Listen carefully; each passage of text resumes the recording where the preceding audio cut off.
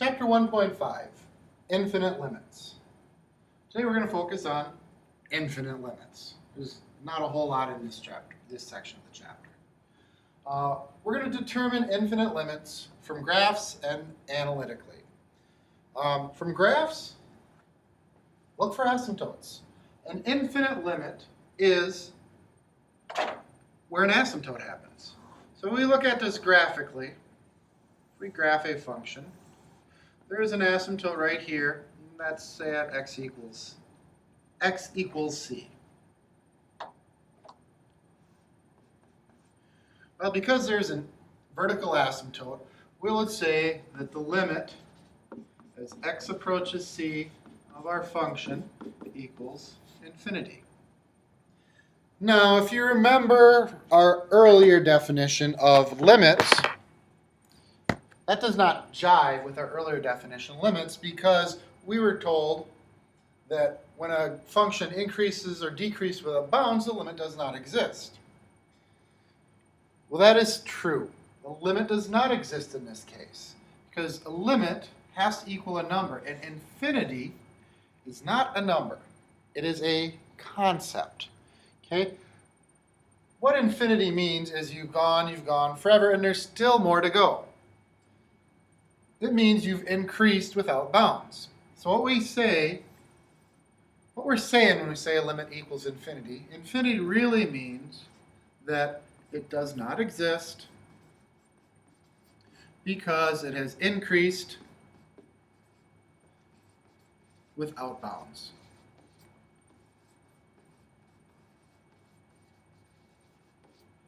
All right, so what we're trying to do with saying infinite limits, we're trying to be more specific. We're trying to say more than just the limit does not exist. What we're trying to say is the limit does not exist because it increased without bounds. That's what a limit of infinity means. A limit of negative infinity would mean it does not exist because it decreases without bounds. Now that being said, I want to look at one more infinite limit. If we have this graph,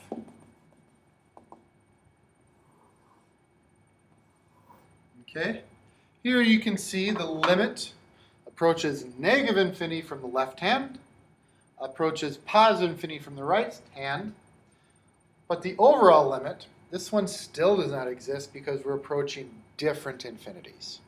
So here we would still have to say does not exist because one's going up, one's going down. You can't have that for an infinite limit to exist. If we're doing it analytically, meaning plug and chug, or using algebra, we're looking for what makes the denominator 0, but not the numerator when we've reduced it. So if you get 0 over 0, there's more algebra to do. In other words, your indeterminate forms does not tell us anything about infinite limits. All right, a few properties of infinite limits. Let's assume we got limit of f equals infinity, limit of g equals a number. If you add a number and infinity, a number and infinity, if you have infinite dollars and I give you 5 more, you will still have infinite dollars. Lucky you. And I will have $5 fewer.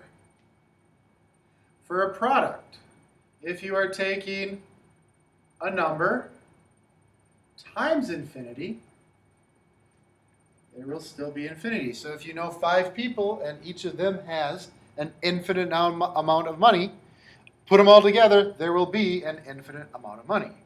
So if you knew Bill Gates and 5 other Bill Gateses, put them together, there will still be an infinite amount of money. Where if L is less than 0,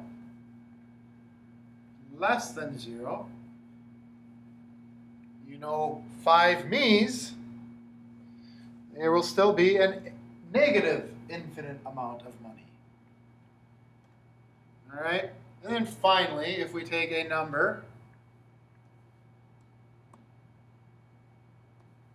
and divide it by infinity, we get 0 as an answer. So in other words, if there are 5 people, of which a million, let me start over. If there are $7 and I want to divide that evenly among 1,000,000 people, everybody will end up with no money.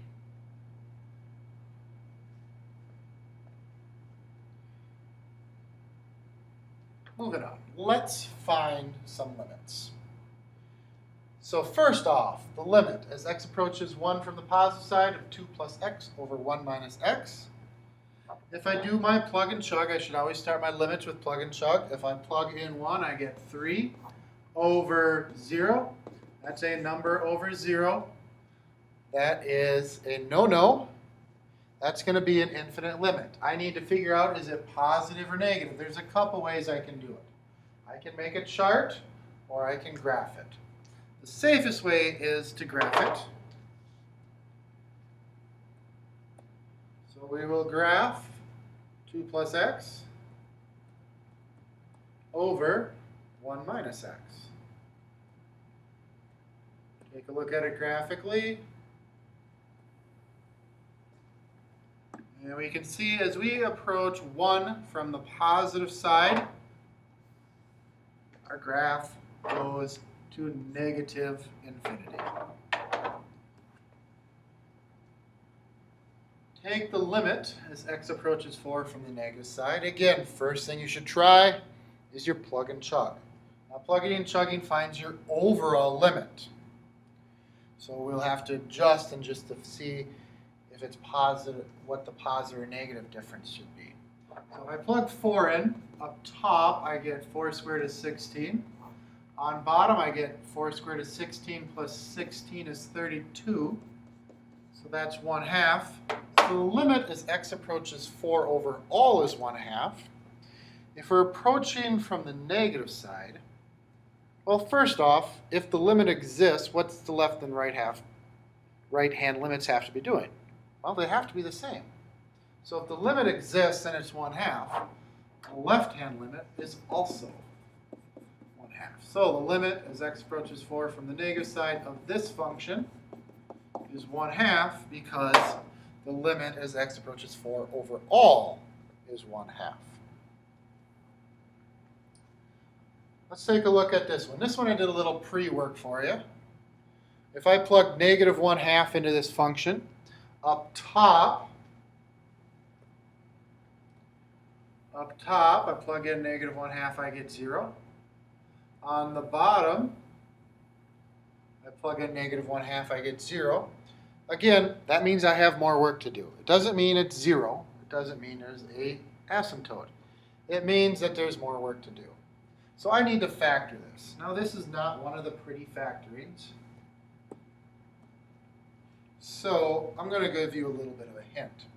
I know that x equals negative 1/2 makes them both go to 0. It means it's a 0. It means that 2x plus 1 is a factor.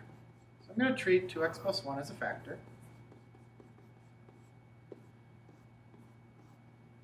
Well, if I can factor out 2x plus 1, what's left? Well, I'm going to need to multiply to get 6x. 2x times some number gives me 6x squared. Well, 2x times 3x gives me 6x squared.